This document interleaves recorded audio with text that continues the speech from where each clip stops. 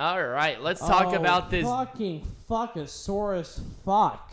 Let's talk about this 6-man tag. So it was This match was awful. Tyrus, Jordan, Clearwater, and the Masked Man, or they called him like Zion partway through. Anyways. Taking on DePope and The End, which were like bootleg fucking Ascension. They literally looked like the Ascension. They were bootleg Ascension. One of the guys looked like Discount John Moxley. And Tyrus is fucking enormous in every part. It's top heavy Tyrus. I mean, top heavy Tyrus. Everything was heavy Tyrus. It was top heavy because he was mobile franchise McDonald's Tyrus. Because he was frumpy at the very top. Like it was legs at the bottom, but on top it was a muffin. At the very least, he wore black. That helped. I mean, my God, what is it? A McMuffin or something like that? Fuck. He could barely get downstairs. He was slower than molasses. This match dragged. It dragged on for way too long. Oh, absolutely. I think there was a point in time when you were finishing dinner. You were cooking dinner at this point. Much better use of my time than watching this 100%. match. This was garbage. This was a bathroom break match. And obviously, Tyrus hit the heart punch on one of the members of The End. And then the Masked Man tagged himself in and pinned. Now, once again, so I did like how they are keeping Tyrus's finisher very strong. Yeah. At the very least, they're doing that. And I do like the Masked Man and Tyrus feud that was developing here. It was fine. It's just awful. This match was totally fucking forgettable. Totally forgettable. It was. This was the worst match of the night, in my opinion. All right, so we're going to make Pro Wrestling Majestic again. So we're going to start off with the NWA World Tag Team Champions that happened tonight. Here's my thing. My ass hurts. I know. Mine does too. I did like this change, but I really wanted to see a Kratos-Stevens breakup. That's what I would have done. Because then you give these two... Well, right, but I think that will play out on Power, so don't worry about it. But the problem is that you're on this big stage and you have all these people. You can get up and take a stretch if you want. I adjusted. I think maybe you should adjust. Ow. Oh, God, my ass hurts so bad. Mine does too. With this one, honestly, I wouldn't have done a damn thing different. It was a good Brawl match. and the Lou, absolutely nothing. Also, once again, especially with what we talked about with this match, right. You had Crimson, who lost the match, in a rivalry with Jax Dane. Exactly. You know that's going to be sweet. Thom Latimer was strictly business, so he's going to be fine. And with Tim Storm, he's kind of winding down his career, but he still did a great job. Yeah. And I think it was a really good feel-good moment, especially for Tim Storm, who tried his best with the NWA, especially in a dark period, being the world champion at that time. Exactly. A really good send-off for him. I don't know if he's retired or not, by the way. Chris Adonis, James Storm. Here's... I'm not sure what I would do. Here's... I don't think I really could have done anything different. I wouldn't change a thing. Exactly. It was fine. For what it was fine. Well, now, could they have done a clean match? Yes, they could have. They should have. No. Here's my thing. The match itself, once again, was fine up until the finish. Then the finish was awesome because that kind of like weird sloppy pin whatever thing, it forwards a rivalry. Right. James Storm is clearly not in the picture of the NWA World Heavyweight Champion right now. And I don't want James Storm to be sitting on the shelf. So him and Adonis continuing some sort of rivalry is a good thing. It's fine, right. But also, James Storm is not only with Adonis, but Adonis is with Strictly Business. He can go into a rivalry with Thom Latimer, as Adonis has to defend the title now against Jusias. Right. So, there's a lot of different things with this, especially with this, like, crazy pin. Yeah. That's something that can happen more. Right, something that can be done in the future. Right. So once again, an open chapter Right. that you got to finish, and I don't mind that. Once again, thinking 5 steps ahead. I wouldn't have done a damn thing different. Not a single thing different. Nope. I probably would have given the match a little more time. Yep, that's the only thing. Maybe a little more drama.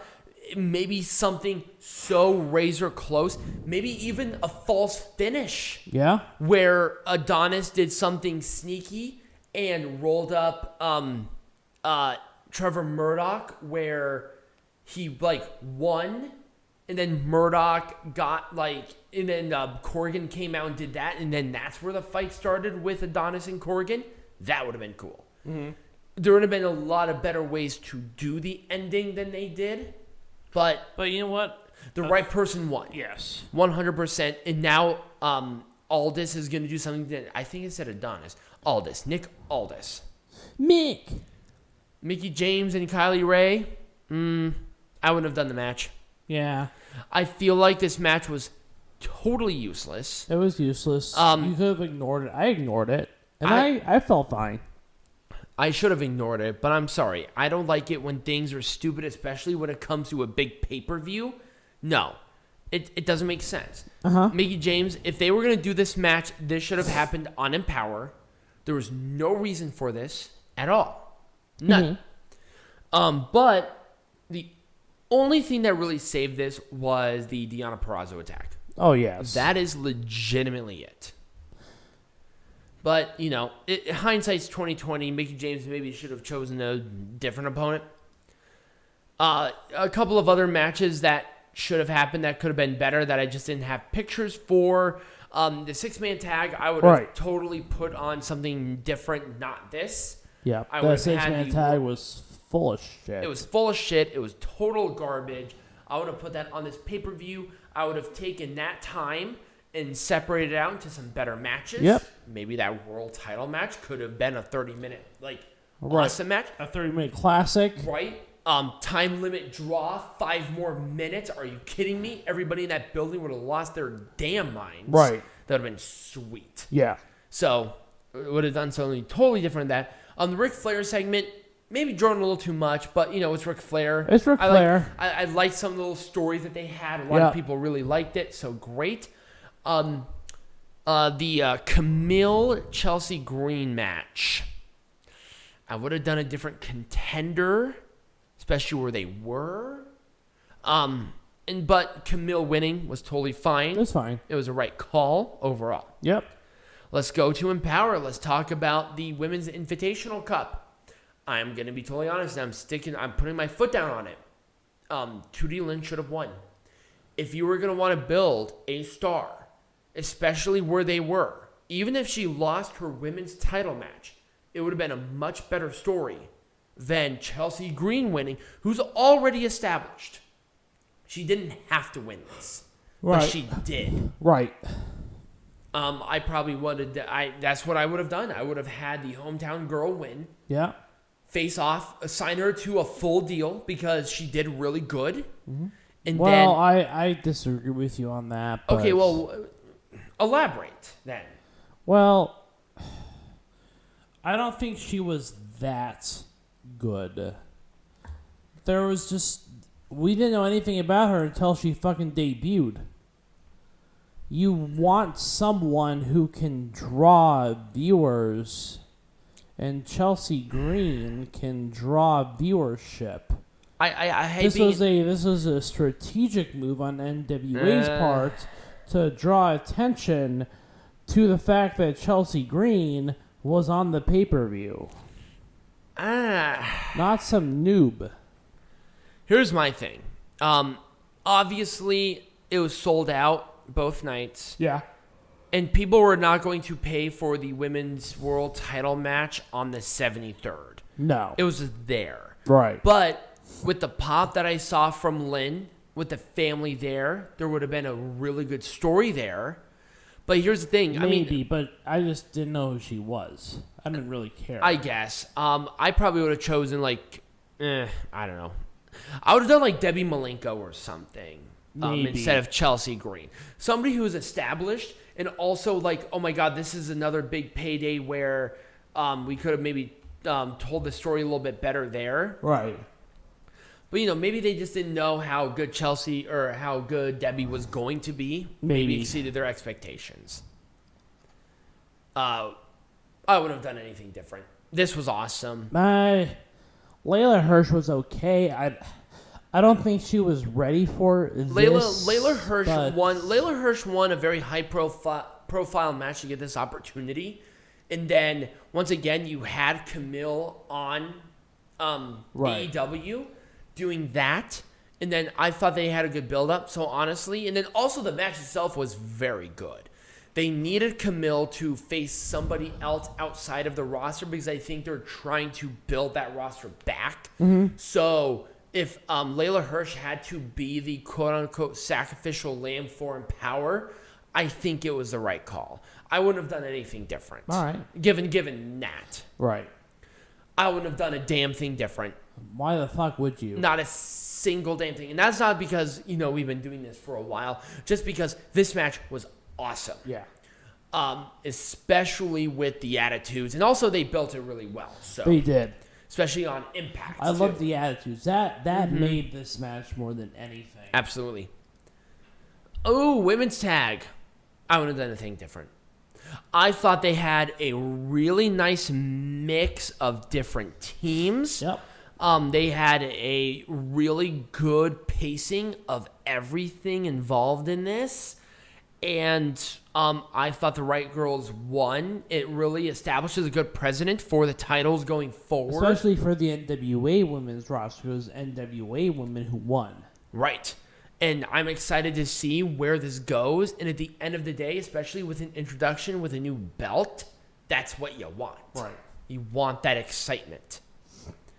We already talked about it. I wouldn't have done anything different regarding any of these. No.